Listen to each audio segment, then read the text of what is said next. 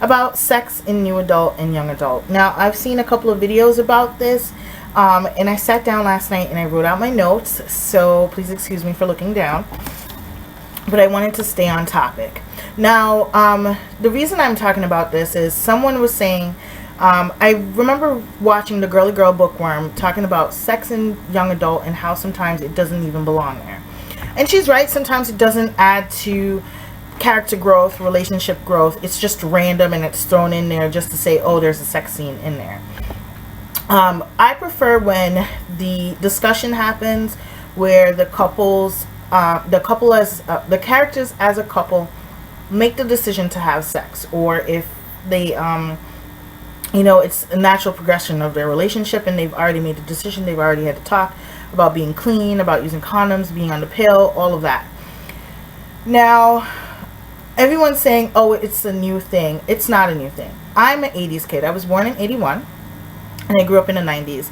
I remember growing up watching the Friday afternoon specials that they would have on, or the after school specials they would have on every day. Like they would have for the kids, the young adults, and middle grade students, the after school special where there would be relationships. Like they would have the Tanner girl, DJ Tanner, would be in a movie with, say, Ben Savage, and she would be like the cheerleader who's in an abusive relationship. Or there was, like the Lifetime movie specials. They would have a bunch of those on TV, and they would discuss relationships, they would discuss sex, they would discuss rape, they would discuss drinking. All of these things were being exposed to me because my mom has 4 daughters, but she never talked to us about sex. I taught my sisters about sex. But my mom is a product of her generation. She's a minister's daughter, so she doesn't discuss sex at all.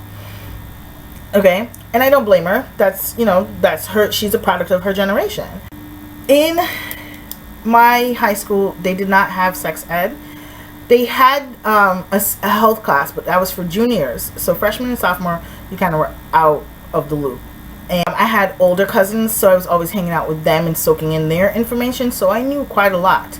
And what I didn't know, I learned on my own. And I learned from books. So one of my favorite books when I was growing up was the Boyfriends and Girlfriends series. And this one is What Zoe Saw. And this is by Katherine Applegate. And this series talked about relationships. And Zoe dated Lucas. And her brother was Ben. And Zoe, this is all on the back. Zoe discovers that her mom is cheating on her dad. And it affects her because she thought her parents were in a loving, fulfilling relationship. And it made her the happy kid. She was the only happy kid in her school. All her friends' parents were divorced or were never married, and she, here her parents are together over 20 years, and she discovers that her mom is cheating, and it ruins her. It ruins her outlook on relationships, and she ends up cheating on Lucas with Jake, and Jake cheats on his girlfriend Claire with Zoe, and Claire and Lucas know something is going on, but they can't quite prove it. So it leads to angst in all this situation. And in here, they discuss sex.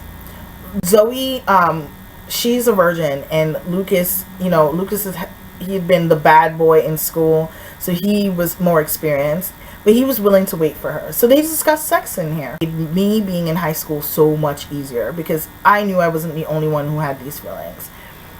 The next one I read, also by Katherine Applegate, is the Ocean City series.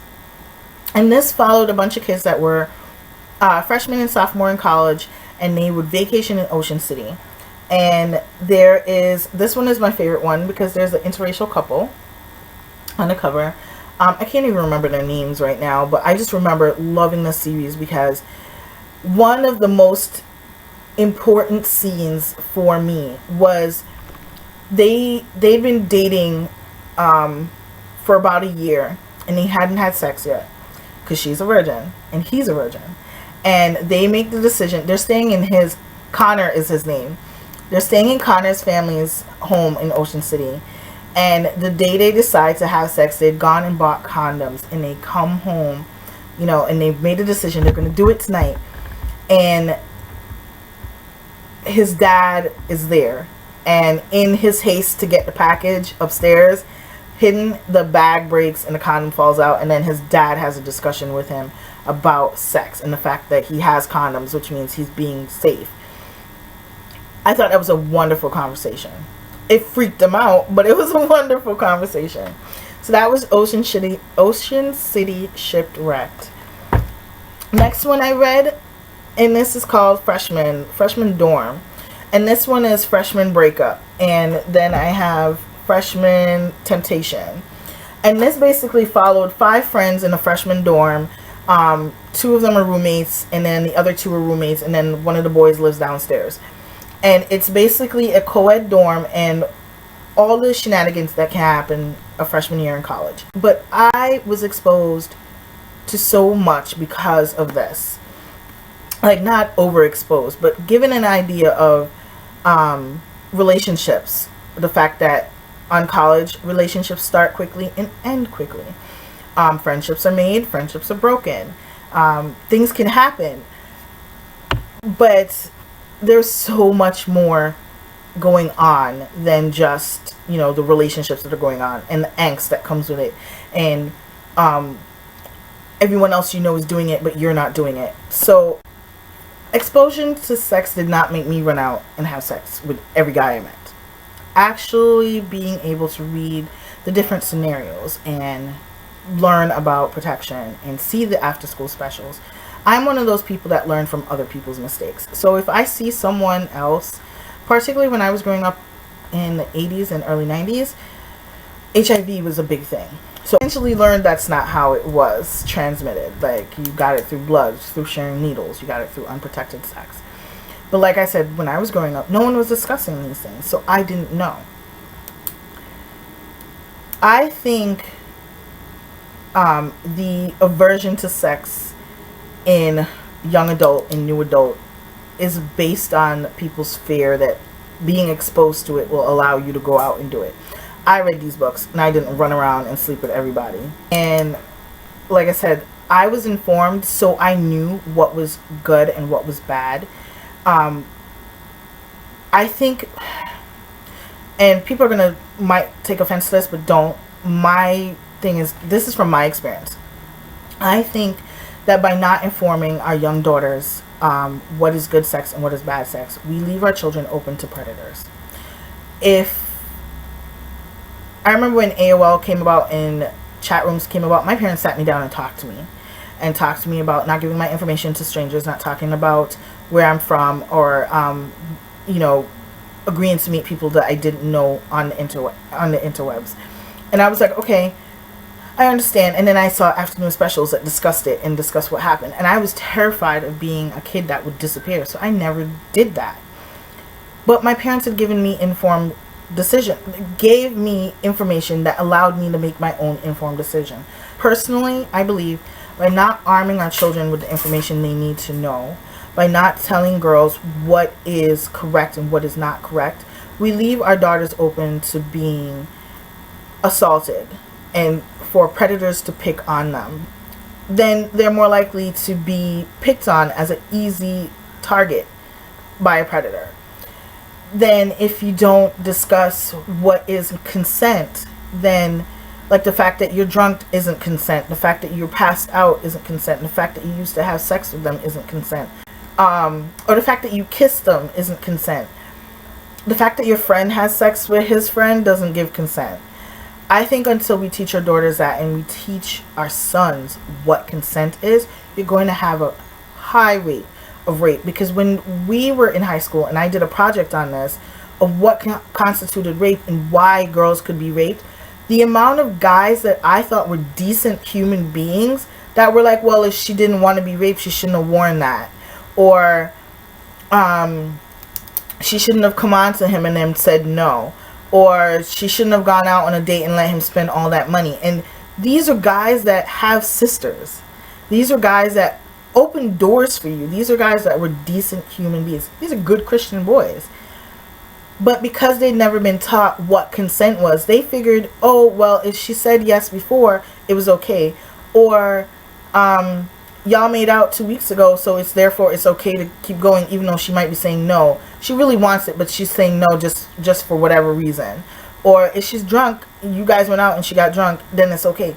Until we teach our children that keeping your hands to your damn self is a requirement, that no actually means no, that this sounds crazy, arousal doesn't actually mean arousal. It's a physiological response. It happens to boys and it happens to girls. Just because that happens doesn't mean you can't go to the cops if something goes wrong. And I think until we teach our children that, you're going to have a lot of girls that don't report rape. You're going to have a lot of boys that don't report abuse. You're going to have vulnerable people. You would never send someone into a situation. You would never send someone into a situation to defuse a bomb without never teaching them how a bomb works. You would never do that. Yet we're sending our children out into the world and never teaching them what sex is. We're never teaching them what consent is. And by doing that, we're censoring things like, I know why Cage Bird sings, because she talks about her abuse in there. We're censoring The Diary of a Part-Time Indian by Sherman Alexie because he discusses masturbation. Oh my God, these things. Let's be real. As a parent, before you became a parent, you were doing these things. Don't act now that because you're a parent, these things are horrible, horrible things to discuss. You were doing this shit. And you're scared because you know that's what you did. You need to know, okay, if you did it because your parents didn't talk to you about it, then you need to give better information. And yes, if you want to give that information along with the discussion of wait till you're married, it's better for you to give that information than for you to say no discussion about sex and then be surprised when your kid comes home and they're like, well, I got pregnant, or well, I have an STD. Like, how did you get that? You didn't tell me that anal sex is sex. You didn't tell me that oral sex is sex. You didn't discuss, you know, what are the ramifications of doing these things. You just left me out there and expected me to know what to do. We have to...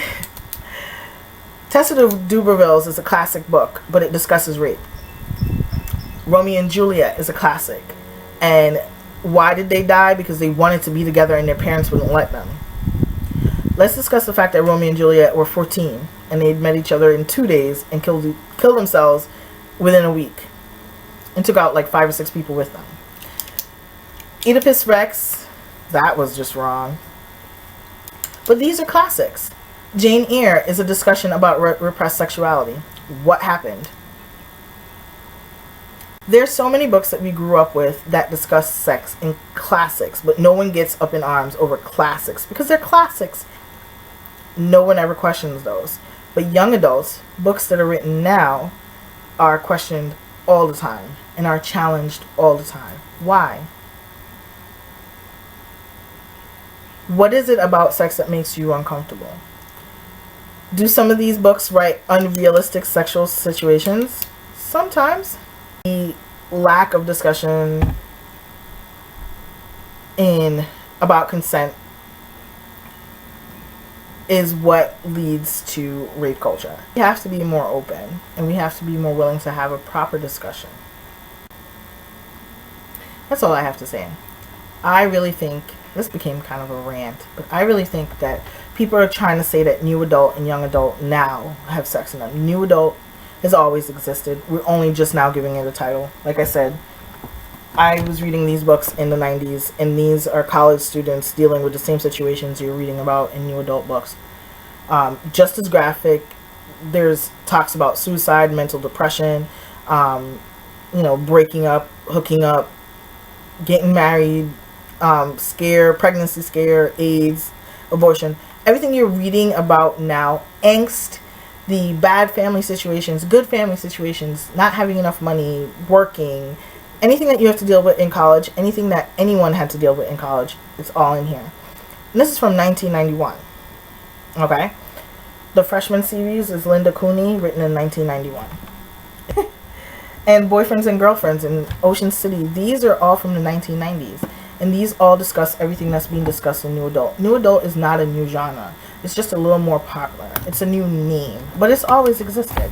And, you know, these books have always existed. These topics have always existed. If it's okay in classics, if it's okay in you know, classic literature, then I don't see why it's a problem now. I have very strong opinions. So if you think some of my opinions are wrong, share down in the comments down below and tell me why. If you've got the same opinion or various opinions, share down in the comments down below. And as I said, I am not a parent, so what I think may not be what you think. But discuss it. Let's discuss it. Do a video, tag me in it, or, you know, at me in it, and I will definitely see you guys later. Bye!